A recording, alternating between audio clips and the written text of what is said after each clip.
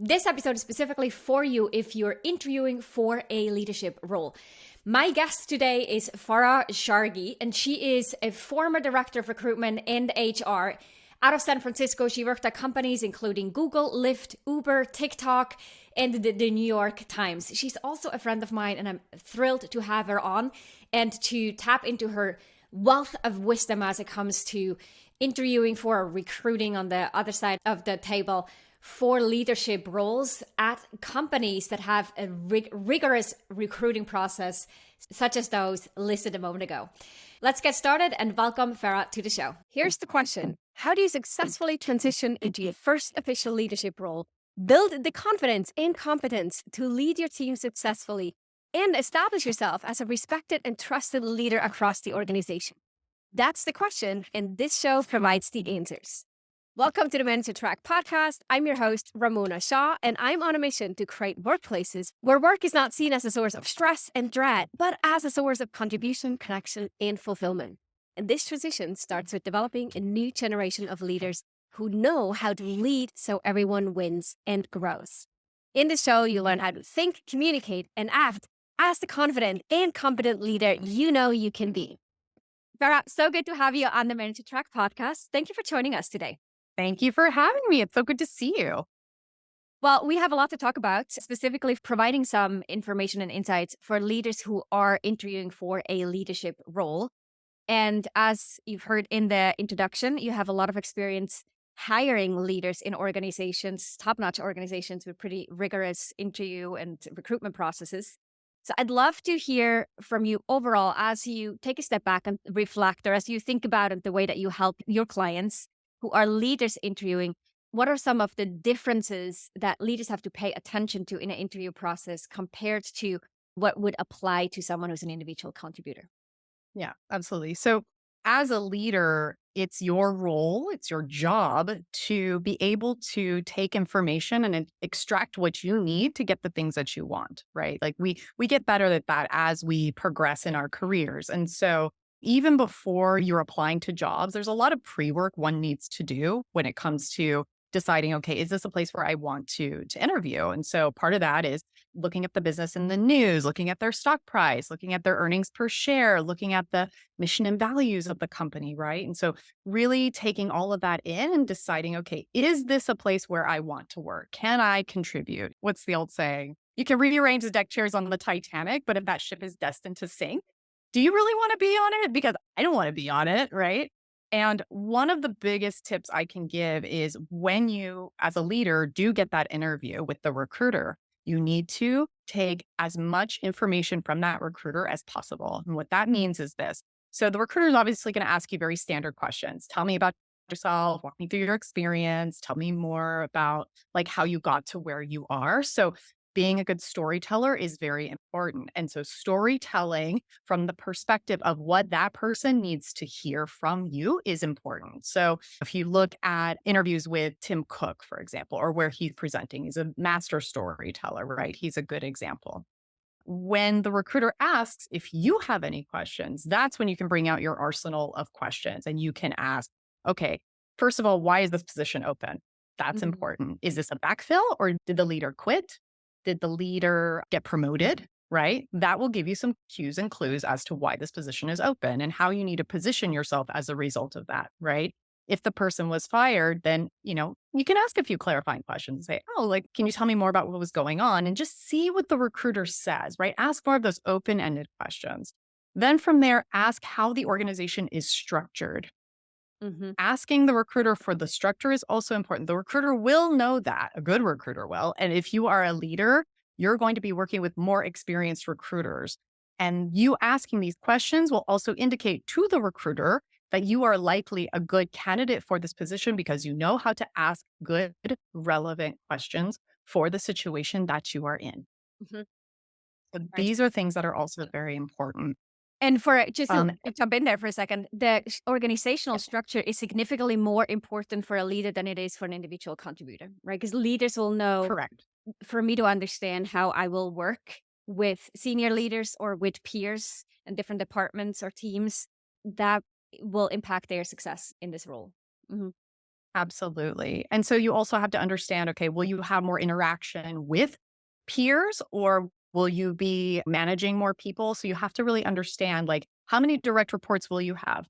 Who are those direct reports? Are they also ICs or are they also leaders? Because if you have ICs as individual contributors as your direct report, then you have to tailor your answers of like how's your managerial style towards something that's more aligned with individual contributors. Like for me, for example, I have more of a coaching style. That's just how I like to approach my leadership.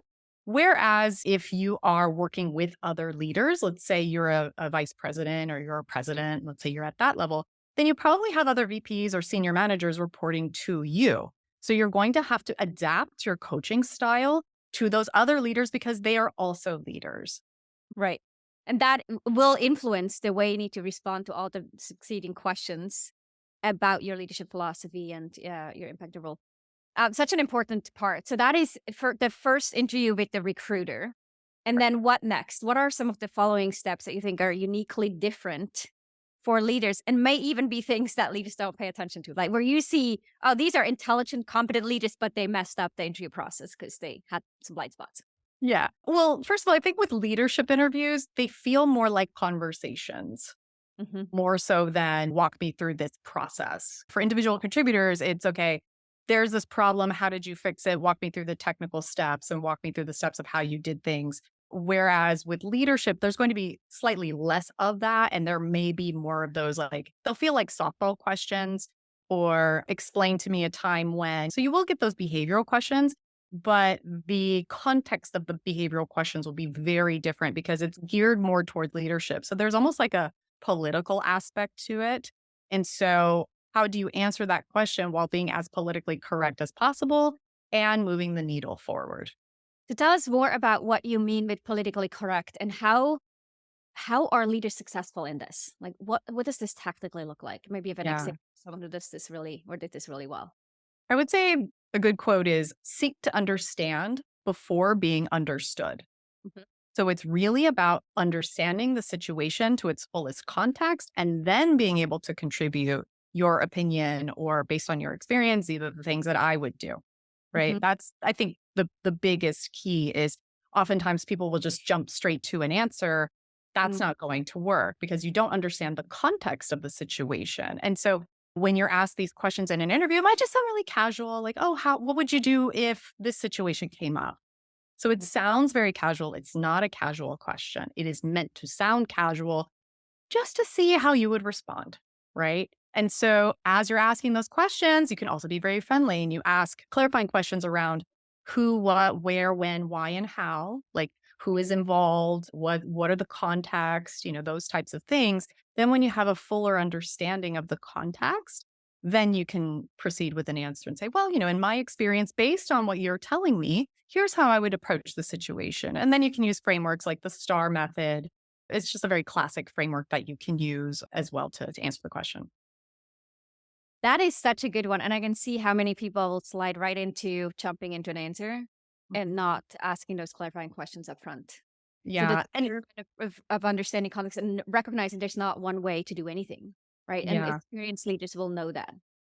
experienced leaders will know that. I'll give an experience that I had working at a very popular company. I'm not going to say which one. It was for an individual contributor though, but the context still applies. And so it was a software engineering interview with I think like a senior or principal level engineer. And he answered a question that was technically correct. And then, like, some of the interviewers were scoffing at the answer. And I said, excuse me, I know I studied engineering, but as a layperson, I don't understand why you're scoffing at the answer that the candidate gave you. I go, was it wrong? And they said no. So then I asked clarifying questions. I go, okay, was this an optimal solution to the problem? Mhm. And they said, well, technically, yes. I go, okay, so then the candidate actually answered it correctly because you didn't give the candidate additional context. You just assume that the candidate understood your systems and tools. You didn't give any additional context to the candidate. Did the candidate ask? Yes. Okay, then it's your fault, Mhm. right?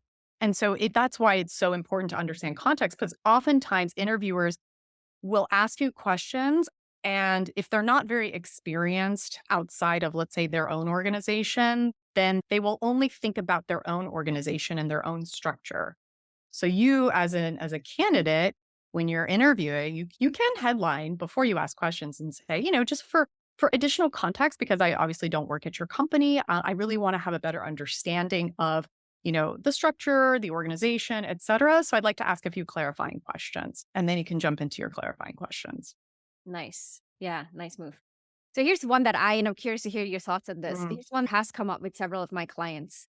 It's a question around their leadership philosophy. And so I always, in my programs for more advanced leaders, will talk about, and especially when someone is going through an interview process, how do you respond to the questions of how you manage an underperformer? How do you motivate a team? How do you build an inclusive team? What is your approach to compensation or recognition, or what do you do in a situation where there's conflict on the team?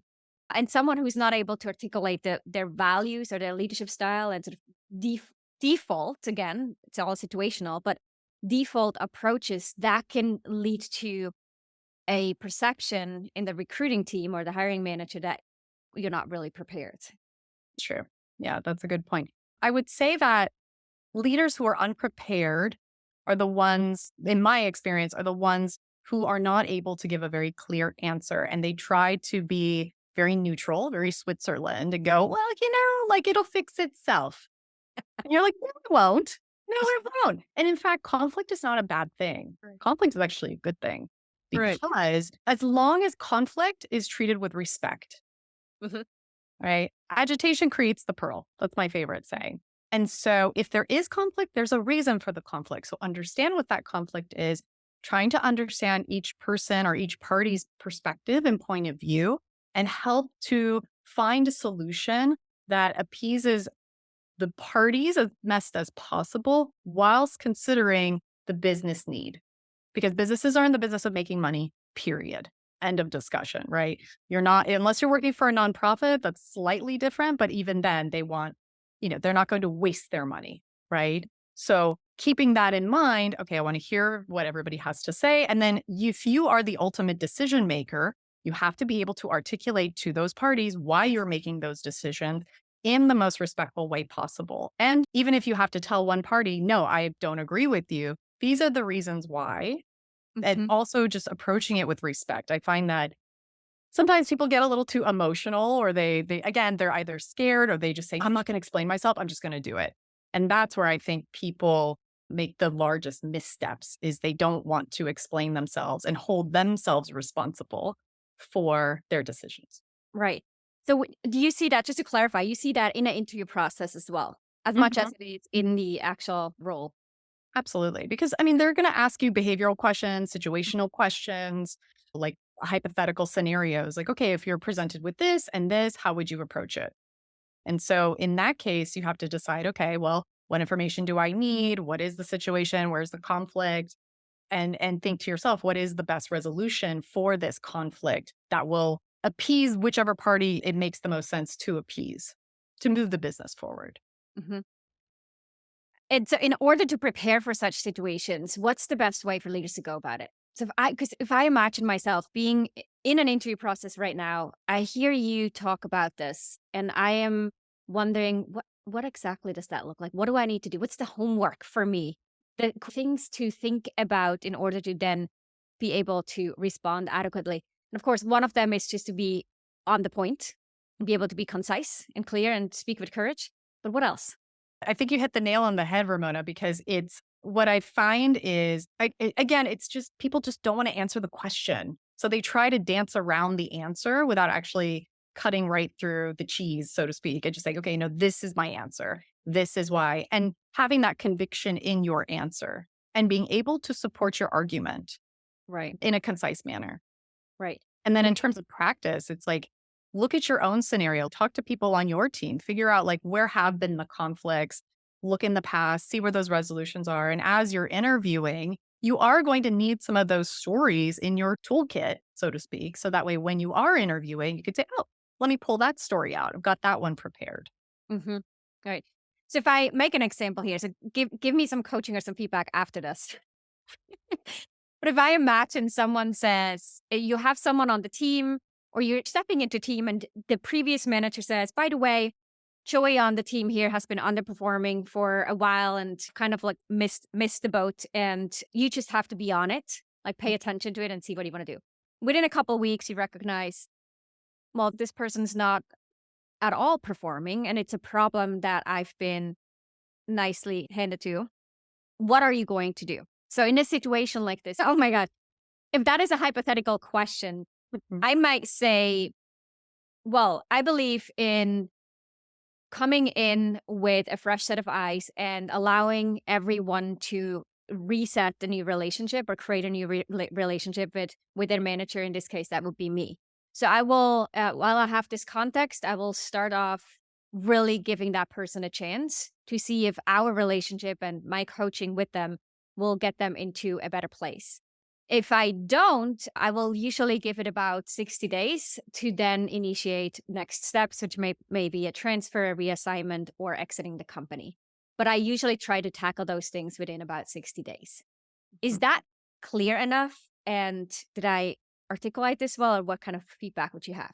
I would say it's a good start, but I would also include a story. So, for example, I actually have had that situation where there was an underperformer on the team, and actually, an engineering leader came to me and said, this recruiter that I'm working with is not that great. And we've had all these issues. And in some contexts, they're awesome. And others, they're just not on the ball. There's no backup plan and strategy. And that person reported to someone else. And so I asked that that person be moved over to my team because I wanted to be able to come in and assist. If an engineering leader is coming to me, then there's clearly some issues, and I want to step in and be as helpful as I can. And so I did exactly that, had a fresh pair of eyes, and really asked the and direct report, how are you feeling about your job? How are things going? Are there any holes in your process that you think maybe need shoring up? And so it's good to understand that person's perspective because they may not see the problem. Hmm. Whereas leadership does see that there's a problem. So clearly there's a disconnect. And if there is that disconnect, it's my job as a leader to figure out what the disconnect is and how to circumvent that. And part of that was process. The process that they were leveraging was completely inefficient, was not working at all. It was very confusing. Data was getting lost. So I said, okay, we're going to adopt a new process that's been working for this team over here. Great. Okay. First, we cleaned up the process. Then what I did was I started observing the recruiter's behavior and asking them, okay, how are you managing your day? How are you managing your candidate calls? How are you reaching out to candidates? Oh, okay, well, you're doing that. Well, let me help you maximize efficiency. Use this tool. It'll cut down your time in half. Great. From there, I asked to observe a few calls with candidates. And so while I was listening to these phone calls, I was actually sending them Slack messages and saying, okay, now say this to the candidate, now say that to the candidate to help improve the overall performance. And we turned the direct report around. And so if you can come at it with a story where there's like almost a hero's journey of here was the problem, I did all of these things, and the outcome was something that was very positive, which was we were able to retain an employee. So we didn't have to go out spend money on hiring somebody else. And this person was great, great rapport with colleagues. And it's not somebody that we want to have leave the company, but clearly there was a learning gap. And also the business wasn't helping him. So I, as a leader, had to come in and provide those solutions. Beautiful. Okay. So high level and then supported with a story and ideally with a personal experience. Absolutely. Okay. But also, I think what's also good if leaders can do this, also, I recommend this for ICs as well, but for leaders, it's very important to talk about a time when you failed, Hmm. what you learned from that failure, and how you took that failure and the lesson into another situation where you were successful. So being able to tell that story is also equally as important, if not more important, because Nice. we all fail. That's fine. Failures are fine because we learned from them. So being able to talk about it and even volunteering that information Mm. shows your strength of character and how you're not afraid of being humble and speaking about your failures. Which, by the way, plays right into the leadership skills too, and how leaders are often evaluated and to which degree they can build trust, be vulnerable, and have that sense of growth mindset that then will have a ripple effect on the rest of the team. So I love that you point that out. And just to recap, what I'm hearing from you is if you find a story or an example where you can say, let's use this again. Well, I had this happen to me about 5 years ago. And what I did, I came in really with a preconceived notion of this employee, and we weren't able to turn it around because XYZ. And, I really learned from this situation, reflected on it, and realized that if I had done this a different way, there would have been a chance that we could have turned it around. So when this happened again about 2 years ago, I stepped in it with a fresh approach. I did XYZ, and actually, we did get to the place where I mean, Yeah. in an ideal scenario, this would all perfectly line up. I can imagine that sometimes you'll have to get a bit not creative as of making up information, but be resourceful to pull from different examples and see things that are transferable or Yeah. reflect a similar storyline that you could weave into the answer. Absolutely. Love that. Okay, so let's talk a little bit about adjusting to the companies and changing your narrative if need to in order to speak to the leadership philosophy or the values of an organization, because not every company is run the same way. So a company in the Bay Area might have very different mindsets than what would like a startup environment, than some big company with a headquarters somewhere very different or even in a different country altogether. What do leaders need to do to reflect that they would fit into the organization as a leader? Yeah. I mean, definitely asking good questions and asking the leaders, what is your leadership style? Mhm. And how does it align with the company? Don't be afraid to just ask it outright.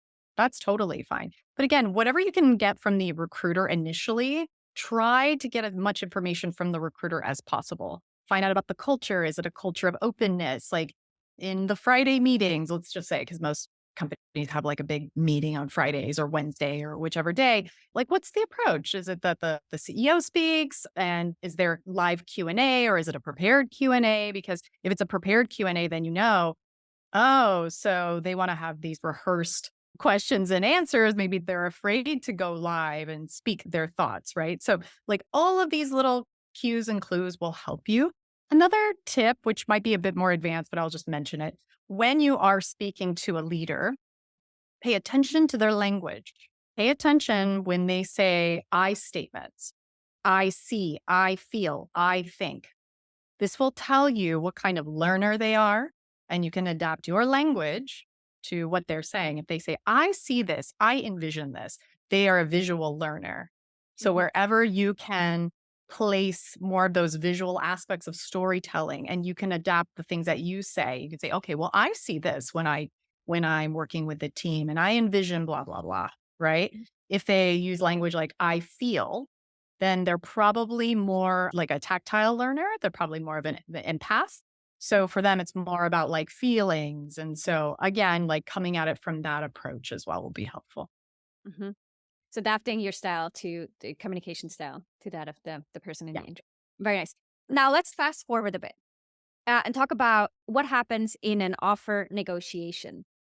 There are a few components that usually only apply or come into play when someone is stepping into a leadership role. What are some of the, Mhm. the nuances there that leaders need to pay attention to? So leaders are typically their compensation derives mostly from bonus and equity. And I know that there are some companies out there that, let's say, are not publicly traded, but there's occasionally there is internal equity that's considered too. And the reason for this is because the company wants to align the success of the company with a leader's compensation. It's not the same way with individual contributors. And an IC or individual contributor usually get a base salary, they'll get a bonus, and maybe some equity component, maybe, or some type of profit sharing. But with leaders, there could be different types of shares that they'll get. Bonus could be like, let's say, 40% of their overall compensation, right? And so, again, it's just more about being a leader and taking the strategy of the business and executing on the strategy as opposed to being an individual contributor who's actually doing the day-to-day operations of the business.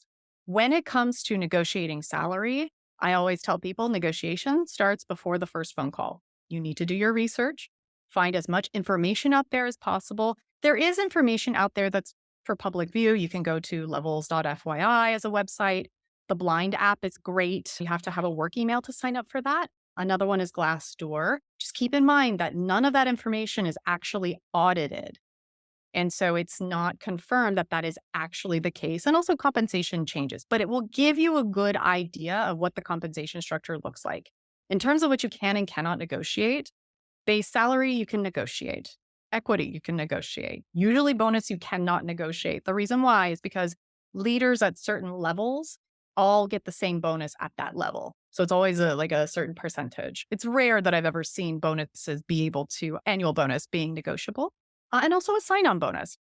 Hmm. So if you really believe in this company, you really want to work on this company, and you are trying to negotiate a sign-on bonus, even as you're negotiating, bring it up and say, what about a 2-year sign-on bonus as opposed to a 1-year bonus? So let's say, just for the sake of simplicity, let's say you're negotiating a $100,000 sign-on bonus. You can say, okay, why don't we split it up over 2 years? I'll get 50,000 the first year, 50,000 the second year. That ensures that you as a leader will be staying on for longer, because that's something else that the company will always be concerned about is if they hire you, how long will you plan on staying? So whatever you can do to tell the company, hey, I really do want to be here for the long term. Why don't we split up that bonus? That's a good green light for them. Right. So you said there's something really important. You said the negotiation part starts before you even hop on a phone call with the recruiter to do the research. Even though if I've done the research and I get the point that I need to do my homework ahead of time and understand what their structure is, why is this relevant before I even speak to the recruiter? Is it because, yeah, I need to be prepared to answer questions in that first phone call about my salary expectation? Or am Yes. I supposed to ask questions? You will be asked. More than likely, you will be asked. Now, if you live in a state like California or New York, they will publicize the salary compensation, but that's not the total compensation. Salary usually just indicate the base salary. But Right. sometimes they'll say, okay, total comp is this range. And sometimes that range can be very wide, and you're going, wait a minute. How do we go from like 10,000 to $1 million? I've actually seen those ranges. That is absolutely ridiculous. That's not the range for one role. That's a range for like an entire company. That's Right. absolutely silly. It's important to arm yourself with this information, because more than likely the recruiter will ask, what kind of compensation are you targeting? And so what you need to do is actually flip that question around and let them know, I really want to work for this company. I have done my own research. And then you ask them, what is the range for this level for this position? Hmm. Don't ask how much money have you budgeted for this position. Budgeting is different than asking about a target range for a level for a role. Hmm. So that's something also to distinguish. And oftentimes ICs get that very confused. And I tell them it's not budget. Right. Every company has a spreadsheet where they say, okay, people who work at this level can make between this and this. Hmm. People who work at this level can make between this and this. So Hmm. what you do is you ask for the range of the role. And then you ask after that, what is the midpoint of the range? Hmm. Because the midpoint may not be in the middle, maybe closer towards the end, or maybe closer towards the top end of the range.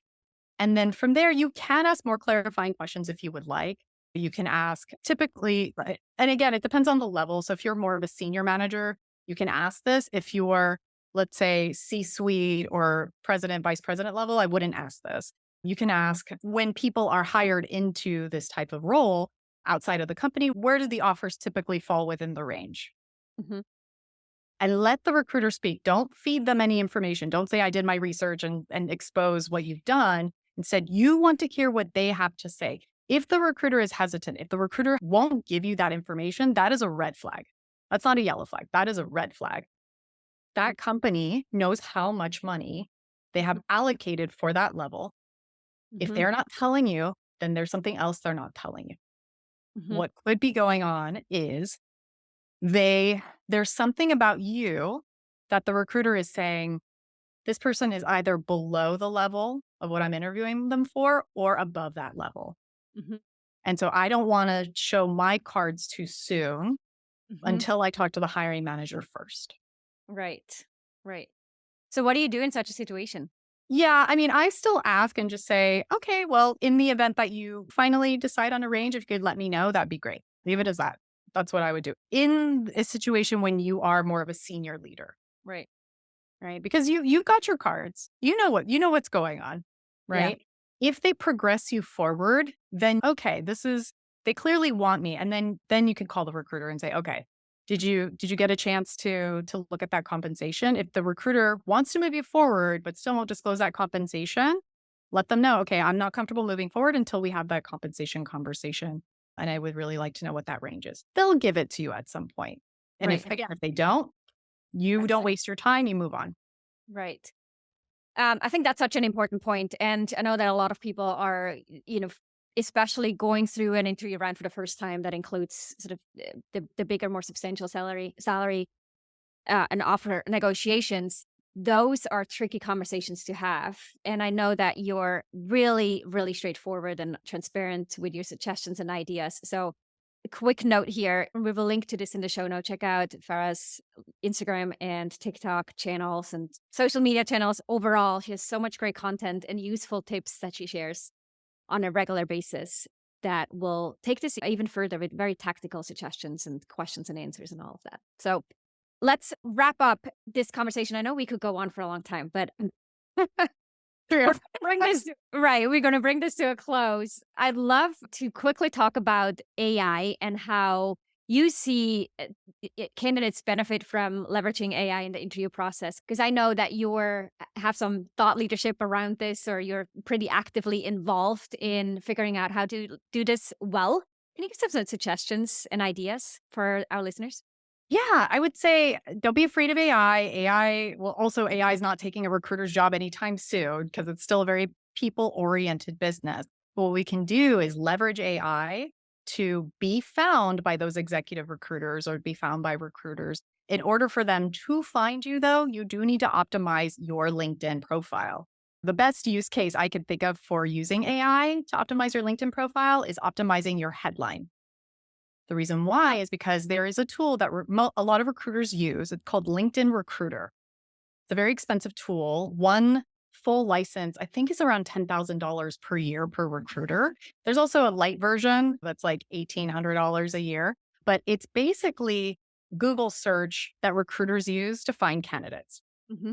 And so, as a recruiter myself, if I'm trying to find a candidate and I'm typing in keywords to find this person, what happens in search is that what pulls up is a candidate's profile picture and their headline, how long, and like the job titles for each job they've had and how long they've worked there. That's what I see initially. So Hmm. that headline is key because in that headline, that's where the recruiter is going to see, okay, this person is doing blah, blah, blah, and da, da, da, da. So Hmm. what you can do to optimize your headline is you can go into ChatGPT or Bard and type in elements of your resume. You don't have to type in all of them. You could just type in, the job titles and ask ChatGPT, help me write a LinkedIn headline that takes into consideration my background and is optimized for keywords that a recruiter would be searching for to find me and see what the output is. It's not going to be perfect at first and something you got to massage a little bit. But again, you know your profession better than most. So if you were to find you on Hmm. the internet, what keywords would you use outside of your name and outside of the companies you worked at? How Right. would you find you on the internet? That's the best way of approaching keywords. And so incorporating as many of those keywords in the headline as possible is going to be super helpful. And also embedding keywords throughout your LinkedIn profile in the about section for every role that you've had. And also having very clear job titles that are as universal as possible is also very important. So, for example, when I worked at TikTok, my title was Global Talent Acquisition Partner, which makes it sound like I manage the Kardashians or something, right? It's like I don't manage influencers. I help find talent for the organization. So for my job title, I have that, but then I also have a hyphenated lead recruiter or principal recruiter, right? So having some of those universal titles, and you can use AI to help you with that too, and just type in some prompts and say, this was my job title. These were my duties. What are some more universal job titles that are aligned to what I've done? Right. And Yeah. then going to LinkedIn, typing in the title, see what pulls through because, LinkedIn is a search engine. So you just type it in and it'll give you a whole list of job titles that are common based on what you're typing. And so that will also indicate to you, oh, okay, maybe those titles may or may not be better for my profile. And the reason why this is important is because as you start optimizing your LinkedIn profile, you'll see how often you are being searched for on LinkedIn and what are those things that you're being searched for on. And, again, you can use AI to help you with that too. Sweet. Okay, so that is a very tactical suggestion that I think everyone should play around with. Whether or not you make the changes, but at least to see, yeah, what are some of the common terms, the keywords. I definitely know from some people who get bombarded with requests and messages from recruiters, and then others don't, and they're equally qualified with an equally good resume or job history. And that may be the difference. Yeah, I mean, it could be that the people who are reached now, that's the other thing too. So herein lies the rub. The people who are being reached out to the most, are they being reached out to for the jobs that they want Hmm. or not? Because there may be a lot of keywords that they've incorporated, but they're like, why am I getting job opportunities for these jobs? Like that's not even close to what I'm doing now. Right. Okay, that's an indicator. Well, maybe I need to fix a few things on my LinkedIn profile. I get a lot of people who ask me if I want to invest in their real estate because that is somewhere on my resume. Yes. Okay. Maybe I I delete love that. I love that. that. Sweet. Thank you so much for this conversation and for giving us a bit of a glimpse into your world and what you do. We will link in the show notes where to find you and your social media channels. But quickly, in your own words, where would you suggest people go and who are you most keen to help? Oh gosh. So I would say my most active social channel right now is TikTok, and you can find me by my name, Farah Sharghi, one R in Farah, not two. I'm also on Instagram, and I'm adding more long form content on YouTube. In terms of the people that I help, my background in recruiting is mostly in big tech. So I've recruited at Google, Lyft, Uber, and TikTok. I've also received offers from many of the FANG companies as well. And I have a very tight knit team of other recruiters in my network that I leverage there. And also, I help people who work in finance because I spent a decade working in private wealth management, 7 years at Fidelity Investments, and then 3 years working at various RIAs, which are very small boutique firms. And so, you know, people who are trying to align and work for those types of companies, those are the people that I can help the most. Nice. Okay. There's so much value in having a career coach who supports people or you, listener, in an interview process. If you are looking to find a new job and level up, that is an investment that will pay back multiples over if you get that help and those insight tips and suggestions that Farah has to share. So definitely check her out, follow her, or connect with her directly to see how she might be able to help you. Farah, thank you so much for being on the manager track. It was a real treat to speak with you today. Likewise. Thank you so much for having me. This was super fun. If you enjoyed this episode, then check out 2 other awesome resources to help you become a leader people love to work with. This includes my best-selling book, The Confident and Competent New Manager, which you can find on Amazon or at ramonashaw.com/book, and a free training on how to successfully lead as a new manager. You can check it out at ramonashaw.com/masterclass. These resources and a couple more you'll find in the show notes down below.